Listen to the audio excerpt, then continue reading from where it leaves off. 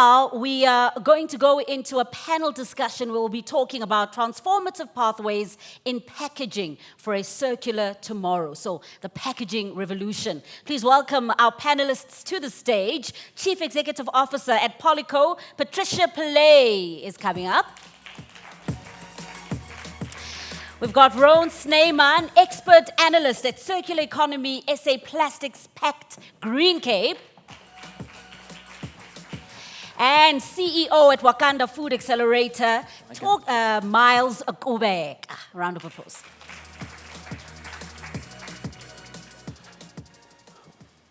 Welcome, welcome all. Thank you so much for being here. Roan, can we kick off with you? Just talking about the kind of changes that we need to make in order for our packaging processes to enable a circular economy. Thanks very much for the opportunity to be here. It's really exciting to be part of this event. So essentially that question sounds simple, but it really isn't. And from a GreenCape, as a secretariat of the South African Plastics Pact perspective, how we approach it is to take a full value chain approach. And so the Plastics Pact, just a little bit of information, it is a member-driven initiative where the largest brand owners and retailers in South Africa, as well as converters and recyclers, sign up to 4 very ambitious targets, right? And those targets are intended to allow for the emergence of the circular economy in plastic packaging because they address different parts of the value chain. And to do the actual work is not simple. It's not simple for any of the companies involved. They don't always have all the information they need. Sometimes they're very new to the sustainability journey, and it can be hard for any organization to implement an effective sustainability strategy, whether it's focused on plastic or on any other environmental area. So where the Plastics Pact comes in is we create this collaborative platform where these organizations can engage with each other, share learnings and information, and really collaborate effectively to drive the change that is needed in this industry.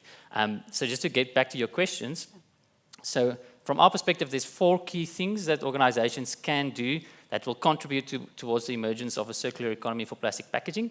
So firstly, it is, and it's good that there's a bunch of brands here. So Coca-Cola Beverages South Africa, for example, is one of our key members that we work with as well. So that's great to see. And so essentially, one of the first things that you can do is to design the packaging better. So there's sometimes very simple things that can do that improves the design of that packaging type that allows for it to have a higher value at collection and recycling point.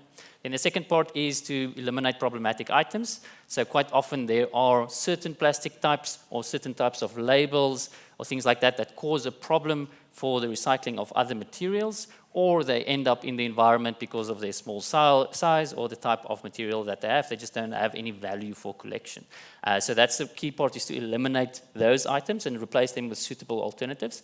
Then the third part is to invest in recycling and collection. So ultimately you can design perfect packaging, but if there's no infrastructure for collection and for recycling, then those materials are just going to end up in landfill or in the environment. So that's the third component. And the fourth one is to create a demand for recycled content. And again, that's where organizations like Coca-Cola Beverages South Africa play a key role. And I saw that they've got a target of, I think it was 50% average recycled content by 2030. And that's very important because recycling is demand driven, right? So it's not just something that people do for the environment, it's an industry, and it needs to be economical, and for that to make sense, it needs to be demand-driven, and then for organizations like the Plastics Pact members, the retailers and the brand owners, when they set those targets for themselves to increase the recycled content in their packaging, that just means it drives value throughout the value chain for plastic packaging. It means that there's more value for informal collectors to collect the items, there's more reason for recyclers to recycle them, and there is this end market for all the materials to go into at the end of the day. And then over time, that creates the circular economy, plastic packaging. That's just a good opportunity for job creation and economic growth in this sector. Miles, changing our packaging practices, what do we stand to gain from this? So yeah, thank you. We run a platform business, and one of the platforms we have is a business model called Gwalisa, which allows community members to buy food based on the amount of money they have as opposed to pack sizes. Because I'm sure you are aware that food is cheaper by volume, and therefore the inverse corollary to that, it means food is twice as expensive by smaller pack sizes. In fact, if you buy mealie meal, it works out to R7.50 a kilogram in a 20 kilogram bag, but it's 13 rands for a half a kilogram, which renders a lot of people who might actually have money in their pockets, it renders them poor even though they have money, which is like a really perverse problem. So we thought, well, what if we just remove packaging and allow people to buy food based on the amount of money they have? So if you've got R3.35, you can buy mealie meal, sugar, whatever. You can buy whatever you want based on the amount of money you have, and it's been amazing. But the unintended consequence of doing that is that we remove a lot of single waste or single-use packaging. And in townships, as you know, that's a massive problem because there's no, the distribution or the pickup of litter and is a massive problem. So if we can take that out at the word go so that you don't have to collect it as part of a recycling perspective, I think then we have a win. And you inadvertently change people's consumption behavior. Patricia, yeah. Oh, thank you. What are some of the strategies that are being employed to create more sustainable packaging practices? I think it's very important, the collaboration that's taking place, and this is one sort of collaboration that needs to take place. So this is a great effort, and thank you for being part of it. I see Kevin here is from SPA. He's been on the program sharing his thoughts. Roan used to be with Pick and Pay. He's now with GreenCape. Miles has been with Consumer Goods Council working on that partnership. Coca-Cola, Nestle. These are all the people that are playing in this space, and they bring that thought leadership with them. So that's the first part, is about us engaging with each other and sharing the pros and cons of what we're doing and how that's going to impact the larger socioeconomic environment. Because each one of us has to consider beyond ourselves. So whatever you do, there is going to be that unintended consequence that Miles is talking about.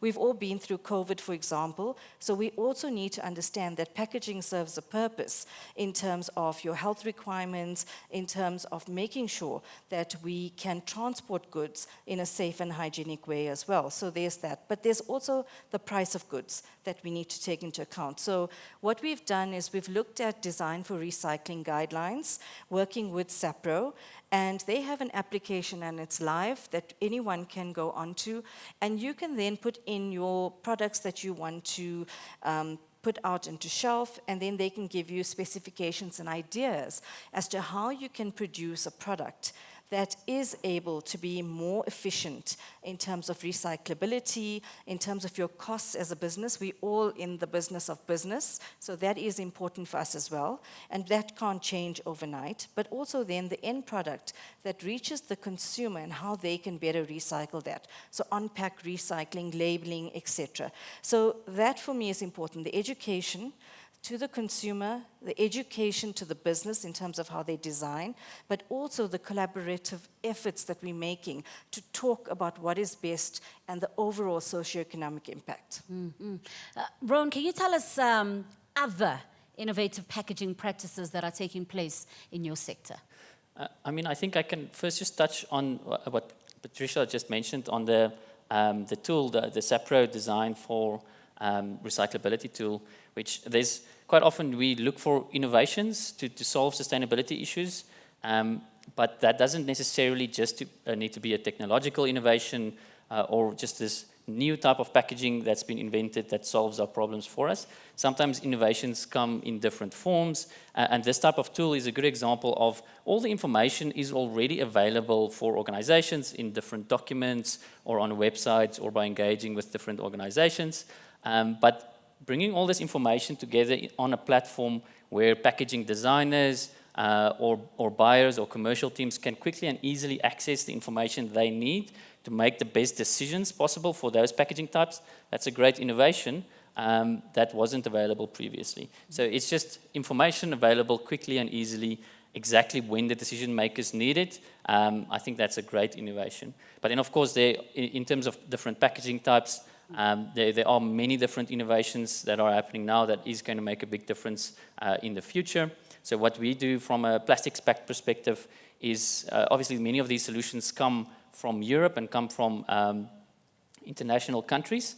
But what we do is where there's a specific format, let's say multi-layer flexibles, that's problematic from a collection recycling perspective, then we'll host like a pitch event, or it's almost like a friendly version of Dragons then, where local converters and packaging manufacturers can come and pitch their solutions to the Plastics Pact membership. So then they come and present their solutions, and then the brand owners and the retailers can engage with those solution providers to implement things that are locally produced and can make a difference. So then that ticks a couple of boxes where you've got a new innovation. It's a packaging type that can be recycled in South Africa, and then it brings it more locally where there's a potential for local job creation as well. So that's sort of the GreenCape approach to it as well, is we are working in the green sector to drive really, there's an environmental angle to it, but also to drive job creation and economic growth within that sector. And I think in the plastic space, there's a lot of potential for that, to look for innovations, but innovations that are not just silver bullet innovations, because there isn't something like that really. It's really about finding things that can scale and can be impactful and can drive local economic growth in the green sector. Collaboration has been a major buzzword during this conference. And a question for all of you, start off with you, Miles. Can you tell us some of the collaborative efforts that we're seeing to achieve closed-looped systems? Sure. Funny enough, we actually work with Nestle quite a lot as well. I was in Abidjan. The technology they're working on in terms of alternative PET or plastic packaging is amazing, and things I would have never considered. Like if you're using, plastic is amazing. There's a reason why we use it. PET, it's an amazing product, bad for the environment, but its efficacy is mind-blowing. So to try and get the same efficacy from paper, for example, making sure that transference of smells doesn't happen, or if you pack 15 of them on top of each other, they don't explode. All these things I would have never considered, and they've got all these machines that test all these things, humidity and so forth. So it's amazing to see. But why I enjoy that part is because we work with entrepreneurs, so when they're building their products from scratch, they can start thinking about having that. So it's not just about what your product does or how it tastes. You must already consider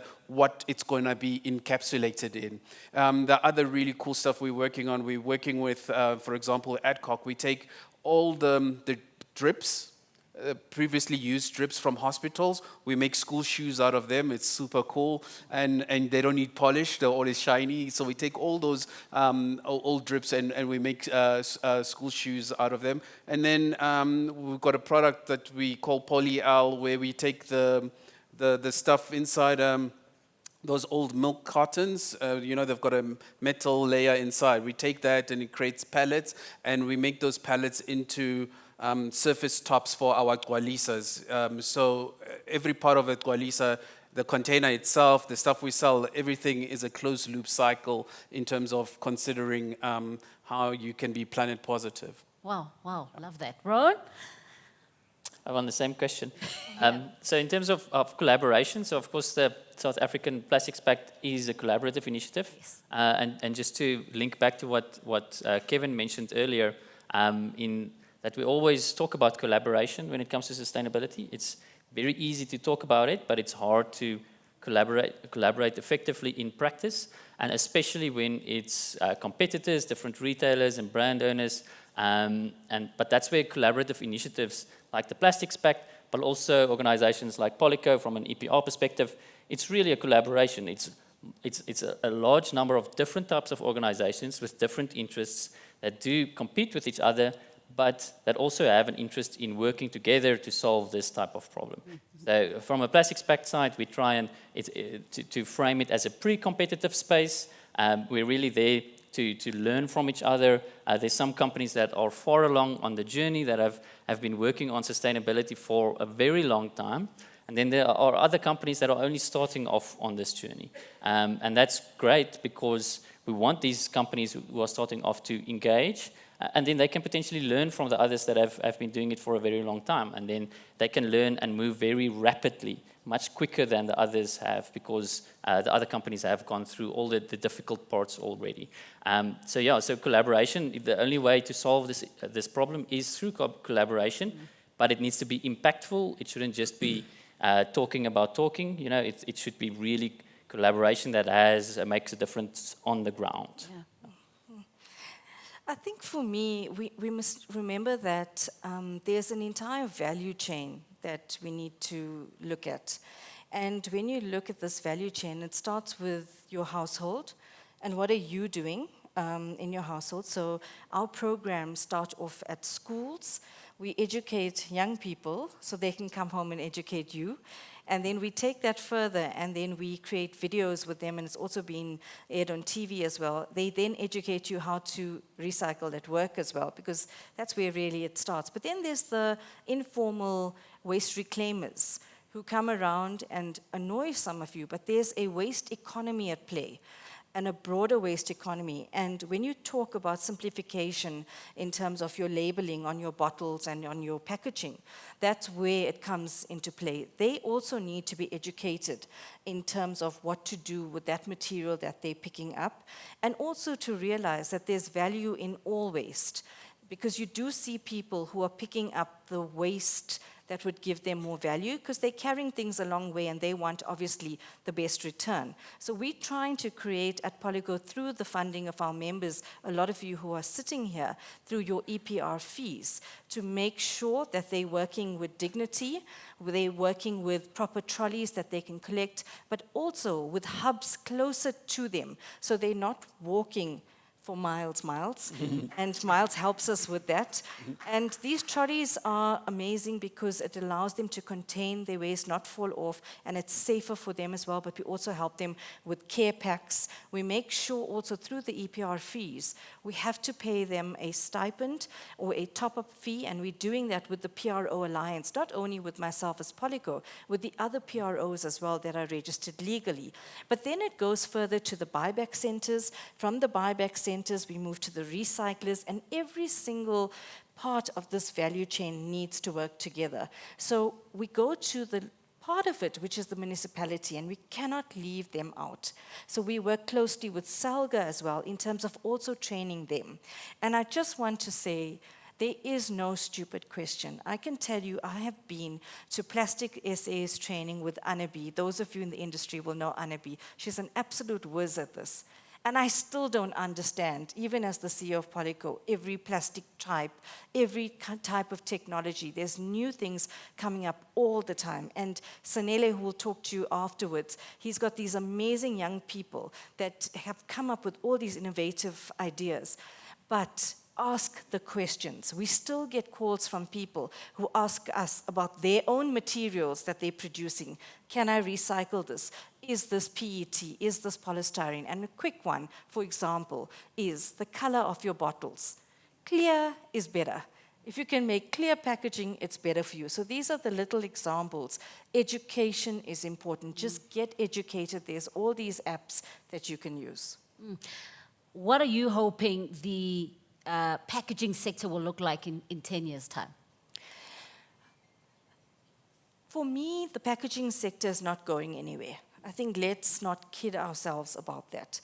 And I appreciate the work that Miles is doing to reach communities. I think we need to continue to strive to do that. We're working a lot in rural communities in turning this into a waste economy that's of value. I think we need to continue to make sure that we can bring these solutions, Miles, but we need packaging in what we're doing, as I said, for the various reasons. But I think we'll become more conscientious in terms of what we're doing, the materials we buy. And sometimes not to criticize, but sometimes the decisions we make are not always the best. We had a quick conversation yesterday in passing about our grocery bags, for example. Now, they were very durable. And we could carry them, we could reuse them, and you can see that I'm Indian. My mother would roll them up into little samosas, and then she'd stock them in another packet and put them in the cupboard. And then we'd go shopping, she'd use that again.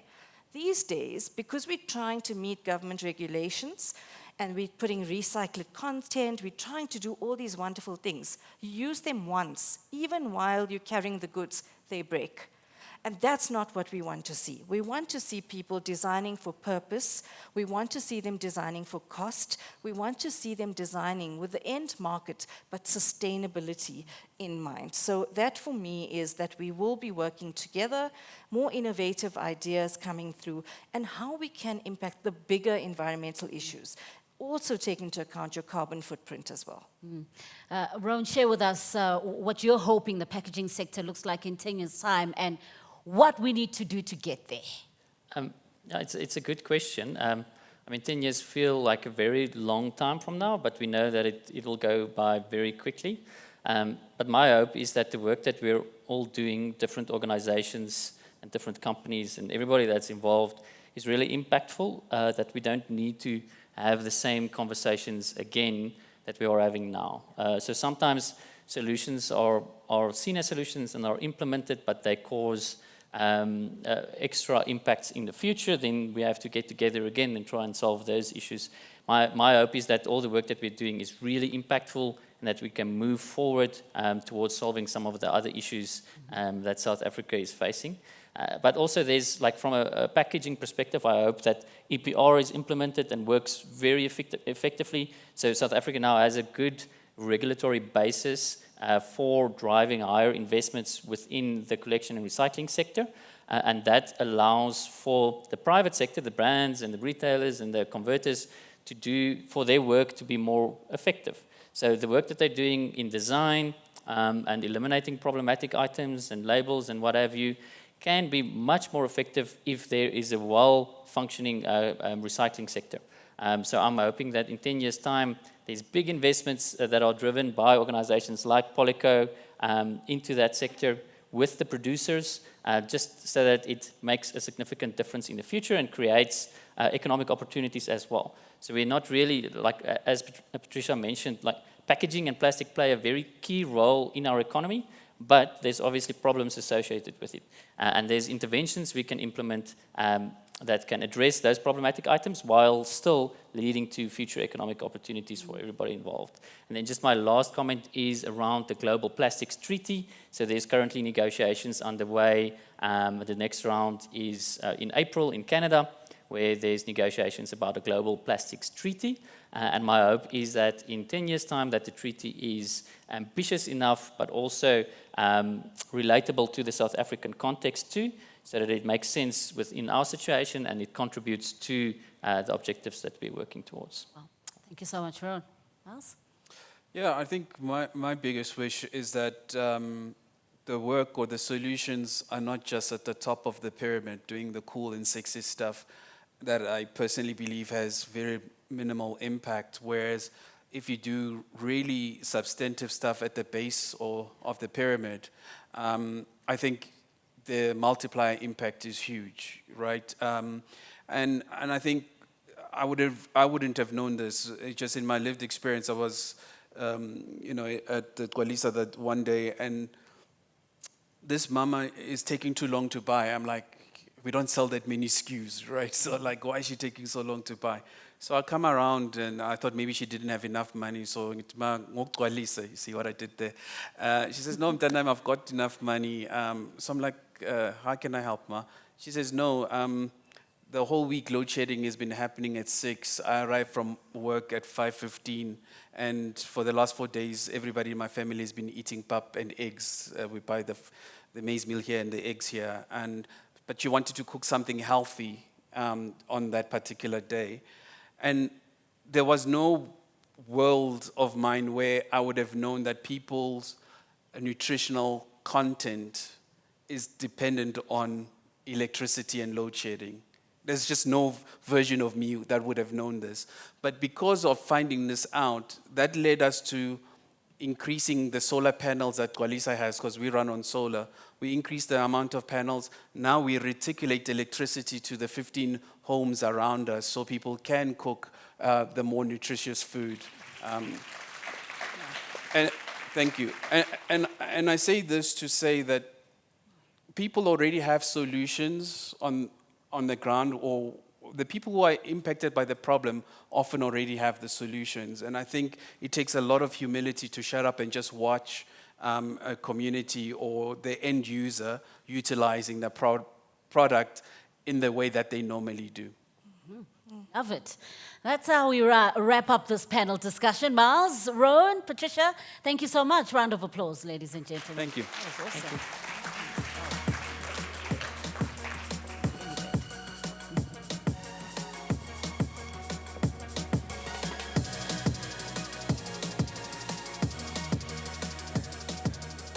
Love that. Let's now segue into the importance of sustainable sourcing and why it's crucial for business growth. To tell us more, we've got the CEO of Proudly South African. Please welcome Eustace Mashimve up on stage.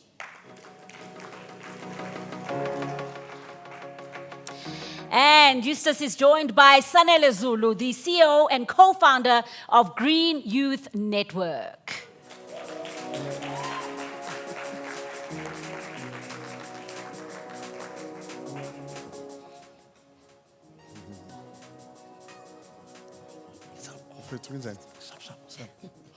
Sanibonani.